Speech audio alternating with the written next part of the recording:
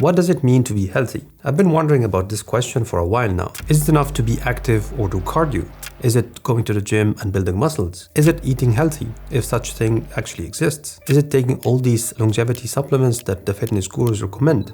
Or be like this Brian Johnson dude and take the blood of your child to look younger? I want to start with something that we all do on a daily basis. Food. Is there really healthy food and unhealthy food?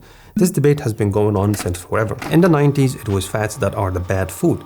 And then it became carbs. And until now, it's actually sugar. And then there are some niche fitness influencers, including myself, that consider highly processed food as bad food. I made a video discussing highly processed food you can watch after you watch this one. But I want to break this down even further. What does our body really need to function at its best? Well, it comes down to two things. First is micronutrients, those tiny amounts of vitamins and minerals that our body needs to keep everything running smoothly. And then the second one is macronutrients, which our body needs a bigger amount of, like fibers, protein, carbs, and fats. The main debate usually centers around macronutrients and how to balance them and distribute them. Should you be eating more carbs or more fats?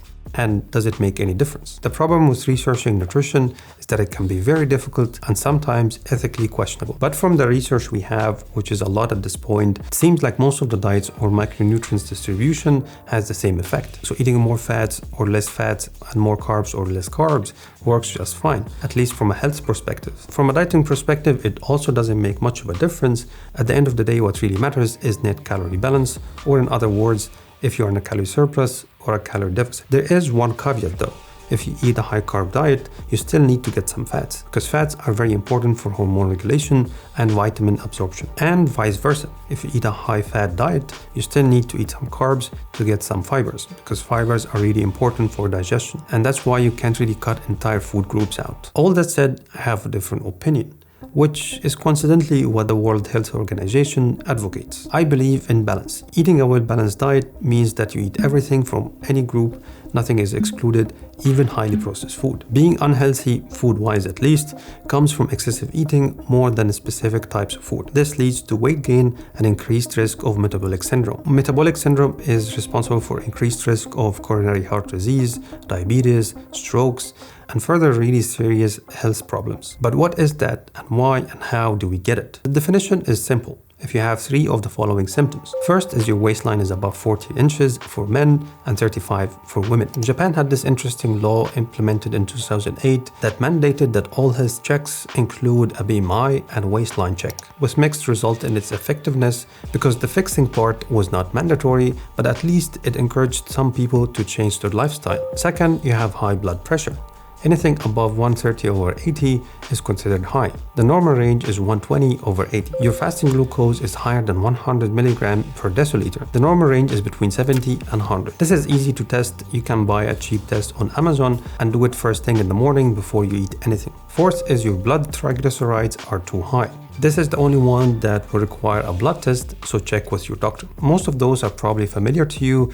Triglycerides are probably less so. So what are those? Imagine your body as a computer, and triglycerides are stored data or stored files. When you eat, your body saves the extra energy from the food as triglycerides, much like a computer saves files and data on the hard drive for later use. These stored files can be accessed at any time when your body needs extra energy, kind of like opening a file when you need the data inside. However, if you keep adding files on your hard drive without ever cleaning up, your hard drive can get cluttered and the system will be slower and less efficient. In the same way, storing too much triglyceride can lead to health problems. So it's important to keep the storage tidy, to keep your computer and your body running smoothly. Fifth is your HDL is too low.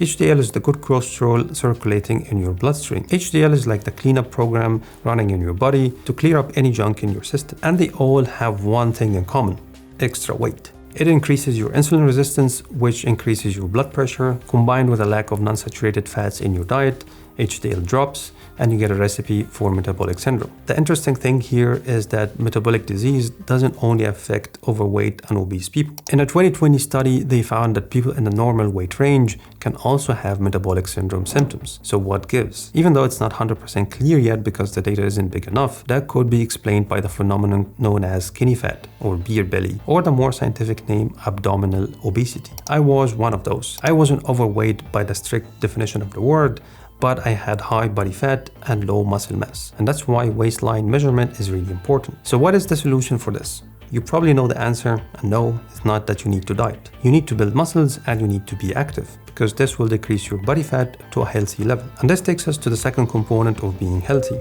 muscles. No, I'm not talking about bodybuilder level muscles, but you need to have enough muscles to support your joints and ligaments and reduce the risk of metabolic diseases. Muscles alone won't result in being healthy, which this 2018 study with 14,807 participants shows. As you can see, having both low amounts of muscles and fat is as risky as having high amounts of both, while having low amounts of muscles and high amounts of fats puts you at a high risk. But what is low amount of body fat? Thanks to social media and the popularity of bodybuilding, many think that having low body fat means being shredded or having six packs, which is far from the truth. Healthy body fat for men is between 10% and 15%, even up to 20% if you have a good amount of muscles. For women, it's between 22% to 30%. Less than that, the side effects become really nasty. For men, it decreases testosterone to a dangerous level. For women, this means that you can lose your period or your bone density will decrease, just to name a few. Now, this is a range for a reason. Depending on your genetics, you will store fat differently and also be able to maintain different levels of body fat. For me, it's usually between 12 and 15% body fat. More than that, and my body forces me to eat more and gain more body fat. Others can maintain 10% or even less, albeit rarely, and with a lot of dedication and drugs in most cases. Another aspect of being healthy that I want to mention is sleep. When you wake up, do you feel well rested and energetic, or do you feel tired and you want to sleep again? If it's the latter, then you have a problem that can be fixable by sleeping more.